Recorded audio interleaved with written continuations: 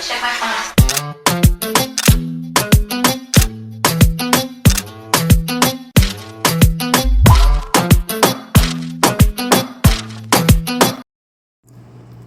Hi guys, welcome back to my channel. This is Carol. Just reminding you, if you haven't done so just yet, please like and subscribe to my channel. It will help me go a long way in growing this YouTube channel, and it will support me in getting better at what I do. So here I am, guys. I was cutting with a tip cutter that was not sharp at all, and so I had to replace that with a newer one. See how it was cutting but not completely through? This video is the non-dominant hand working on the dominant hand, and through the entire video, except for cases where, I'm measuring up the nail right here. And when I do the comparison, when I finish the both of them, this is primarily going to be a non-dominant hand working on the dominant hand. And for those of you who do that, sometimes the struggle can be real. So in this case, I am using a straight edge nail clipper, and I'm clipping the sides of the nails off because my intentions is to make these nails in the shape of a stiletto.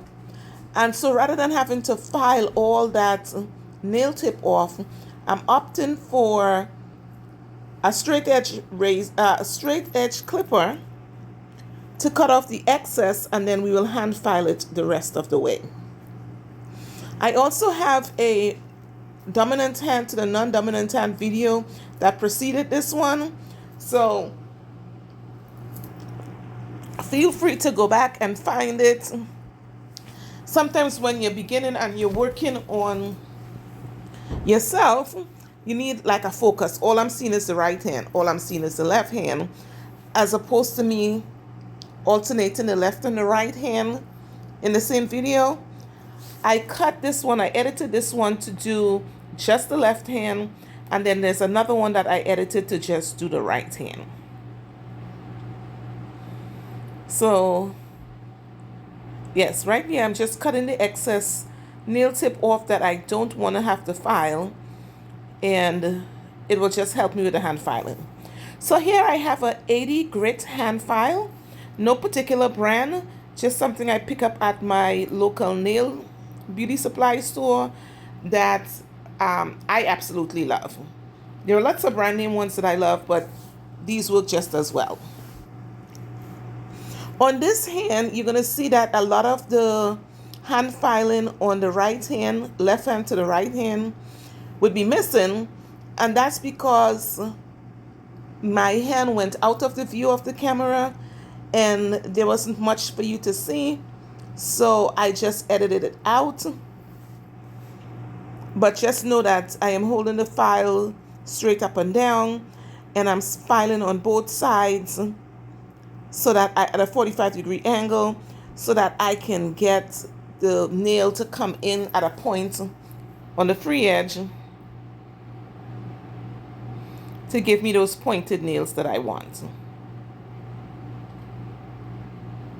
And I'm going back and forth on the left side, on the right side, keeping an eye on the free edge that it doesn't get overfiled on one side as opposed to the other.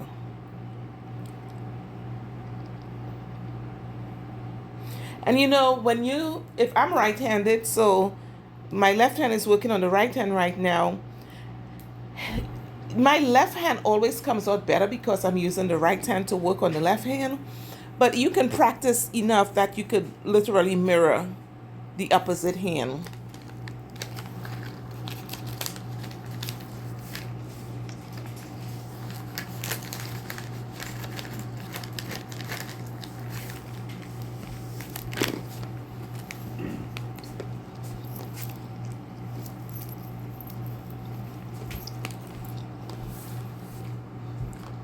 Yeah, so as always, I'm filing side to side, a 45-degree angle. And by the time I got to my pinky, I was like, oh, I abandoned it. I will do some of the sharper hand filing when the acrylic is on, but I was like, this is for the birds. So you will see that I don't get it as sharp as the rest of them, but I will in the end when I do after I lay the acrylic down. Right, and here I am reducing bulk. I'm using my Melody Susie E-file with a coarse bit, a coarse arbor band, and I'm just removing bulk and blending the nail to my natural nail. And here we are applying the Young Nails Protein Bond, and the manufacturer recommends that you do 2 coats of this, and so I definitely put 2 coats down, even though sometimes I only show 1. But here I am showing, applying it twice.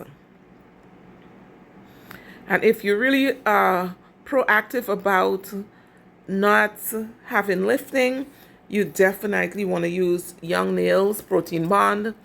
I have a lot of other dehydrator and primers that I use, but I love Young Nail Protein Bond. So here I'm preparing to put the acrylic down, and this is my candlestick holder dapping dish, and we will be utilizing the Entourage Nail Gallery monomer. And right about here we introduce the powders that we're using, and we will be performing this application with the Entourage Nail Gallery clear, and I'm going to be using a beige and a pink powder and some encapsulation, both silver and these colorful stars.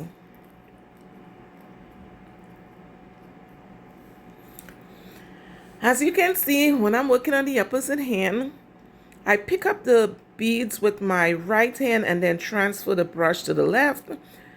Occasionally, I will attempt to pick it up with the left hand, but for the most part, I use my right hand and then do a transfer. So when I started on the right hand, I started at the index finger first and ended on my thumb. When I switch hands, all those rules go out the window and I start where I'm most comfortable, on the thumb. And what I'm trying to do is mirror the thumb on the right hand to be as close to perfect to the left one. And you're going to see me struggle just a little bit to get the shape, how to put the powder down, pushing it back to the cuticles. I have to slow down and do it a little bit more deliberate than when I'm working with my dominant hand. Make sure to keep your brush clean throughout the entire process. Here I'm going in for some beige powder. I'm making sure the acrylic crystallizes on my brush before I attempt to put it down. And that happens within 3 to 5 seconds of you picking it up. And these powders are medium setting, so it gives you lots of time to work the product and make sure that the application is smooth and it doesn't dry on you before it's time for you to move on. So right here I'm doing a little bit of cuticle work.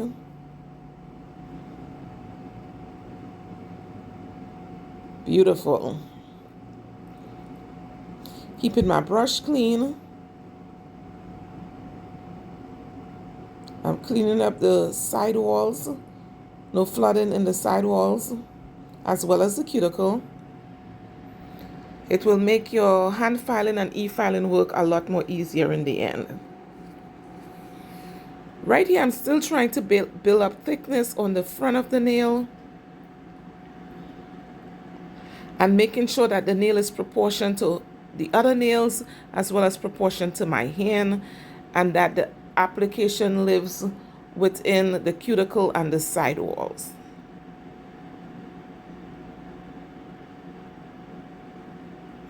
And here I believe that's a clear layer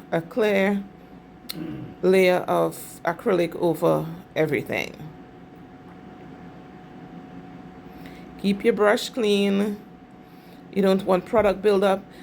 So if you get product in the start drying in your nail in your brush, each time you dip, it will attract more powder, and then after a while, the brush is not workable, and you'll have to use some type of a brush cleaner or acetone combination, acetone and monomer to clean them out.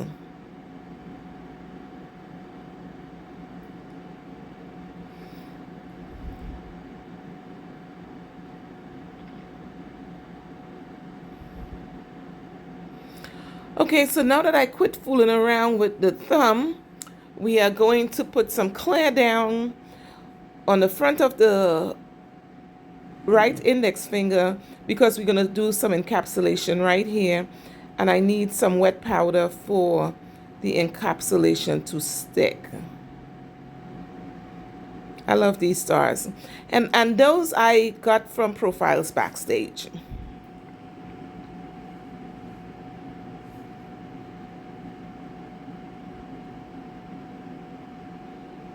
And now I am putting a bead on the back of the encapsulation, and I'm going to be pulling the powder from the back and rolling it over the encapsulation.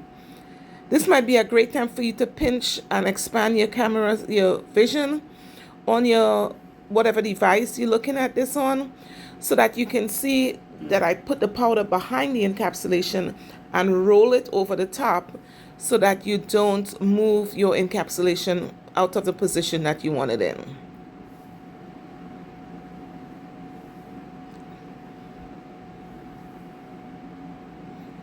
So I dip my brush in the monomer, I wipe off the excess liquid, and I am going in for some pink powder that I'm going to put down towards the cuticle, and I am going to push it up against the cuticle nice and snug, without as close as to the cuticle as you can, without flooding the cuticle.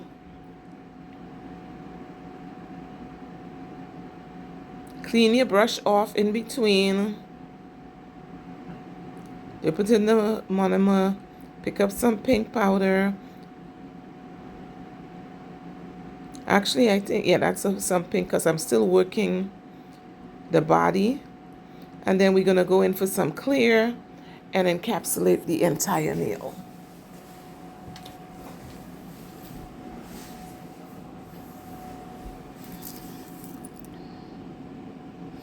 Cleaning my brush off. Guys, I'm looking up at the camera here, so I'm not even on my napkin.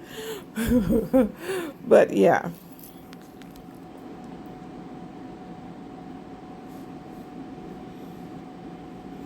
So I needed some more monomer. I'm refilling my reservoir. And I hate wasting the monomer. So I really only put into the reservoir what it is I think I'm going to consume for a set, so I'm not wasting product at the end of the day.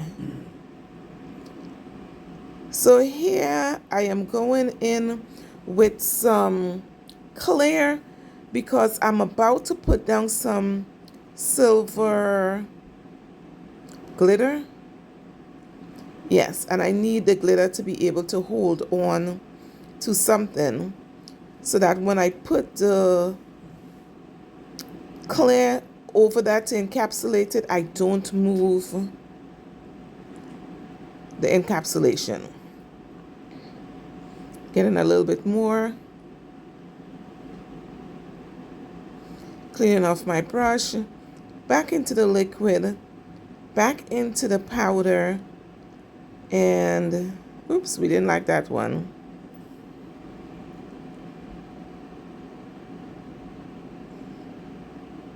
And so now I'm picking up some pink powder. Whenever you see me tap the brush like that, is because I need some liquid to come down on the powder. I hate putting down dry beads. And if the outside of the bead is not crystallized, I'll tap the brush a little bit. If it doesn't crystallize, I'll abandon that bead and try another one. A little inspection on my work. And guys, the reason why I like inspecting is like I need to know where my apex is at, and I want to make sure that it's in proportion to everything.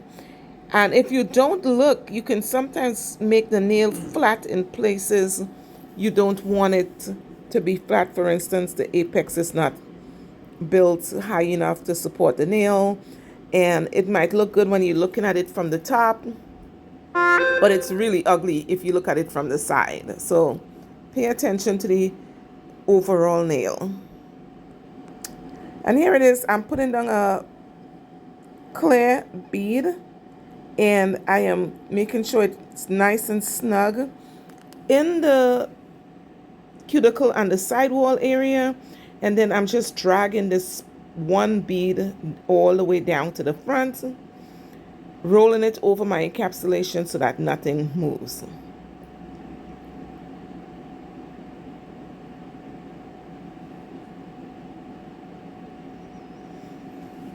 Dip my brush into the monomer again and into the clear powder, and right now I'm focusing on the free edge of the nail, making sure it's sticky enough and in proportion to the entire nail.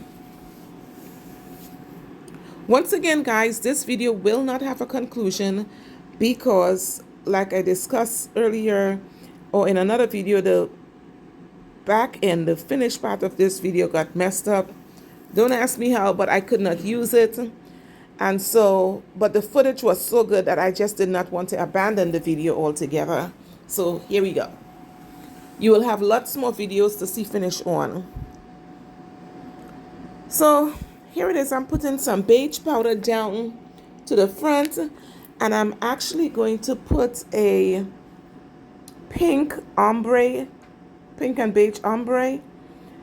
And if you are struggling with ombres, you might want to try some powders that are very similar, so you have just a slight shift of the eye, and gradually work up to doing powders that contrast more after you've learned how to blend the two colors in the middle. So I'm just gently blending the pink into the beige, and that is a technique you really got to learn how to do without covering the entire beige and see the contrast with the two colors. But if you look at my left hand, you can actually see it, very subtle shift of the eye change in color, and that's where you might want to start. So here I am putting some beige in there, and I am going to blend the both in the middle, sort of like a little bit seamlessly, so that you don't see where the pink starts and where the beige ends.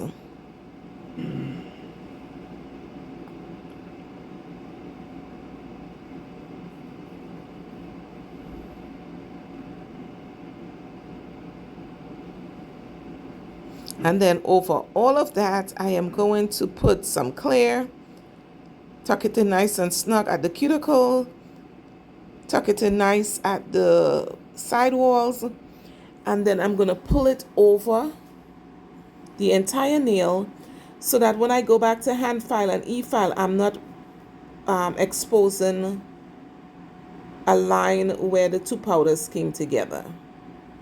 So I'm just buffing on top of the clear.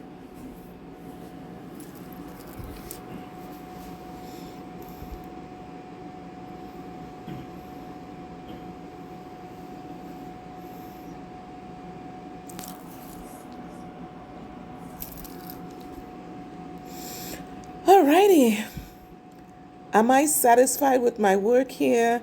Just, looking and making sure that I can get the left hand and the right hand to be synchronized.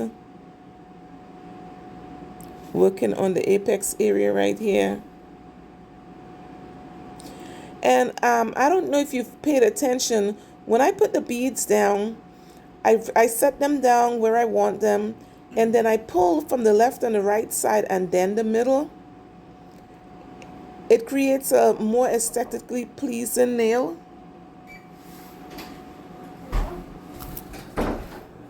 Just a minute. Guys, we're in a hotel room and they're trying to come in.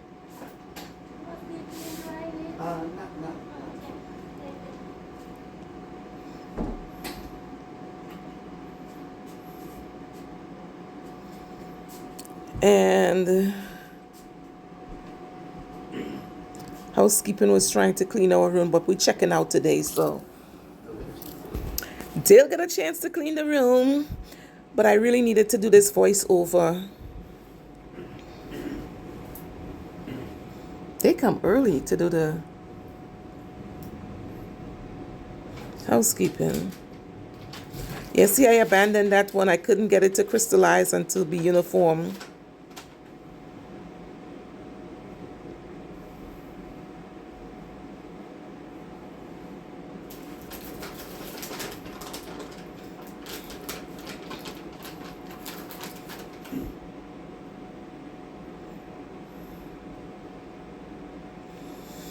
Alrighty, so we are finishing up the pinky nail. I look at the bead, make sure it's what I wanted. It crystallized. I held it for a few seconds. I estimate it to be about 3 to 5 seconds. I put it down. And oops, we got a little bit of drainage right here. That's my husband snacking on beef jerky over there, guys. We are on the road. We were heading to South Carolina to Paris Island to see my nephew graduate from Marine Corps boot camp, and kind of got stranded when our car died in a town called Rocky Mount, North Carolina. Beautiful, beautiful people. We end up purchasing a new car at Capitol Ford, was it? Well, it's new to us. It's not a new car. It's new to us. An Audi. We loving it. Beautiful charcoal gray color. And had a great steak and lobster dinner last night with my husband. And we're getting ready to head on back home because we missed the entire graduation. But I'm so proud of my nephew who graduated Marine Corps boot camp yesterday. So we have about 4 more minutes here on this voiceover, and it's going to come to an abrupt end while I am attempting to file. That's all the footage I had on this particular set, but I hope that some of the work that I did was inspiring to someone who's struggling with doing the non-dominant hand to the dominant hand. I obviously struggled. And I kept a lot of struggle stuff in the video.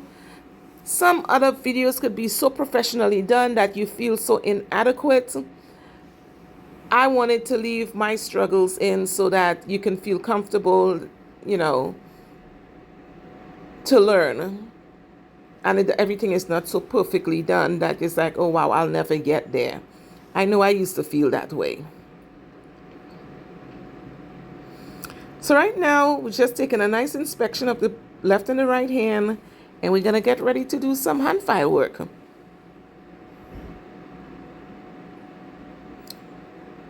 So I'm getting the file.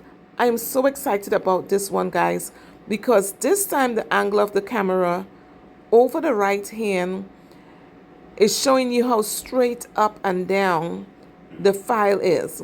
Sometimes I go in at a 45-degree angle just to get up underneath the nail, but for the most part, I am filing straight up and down. So right here, I went in a little bit underneath, and then I straighten up the file. I go underneath a little bit to cut out any excess that is underneath the nail that I don't want there, and then immediately straighten up and file the nail left to right, some on the left side, some on the right side, to create that sharp stiletto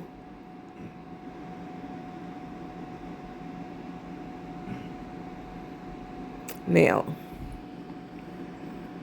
A little bit off camera right here, guys.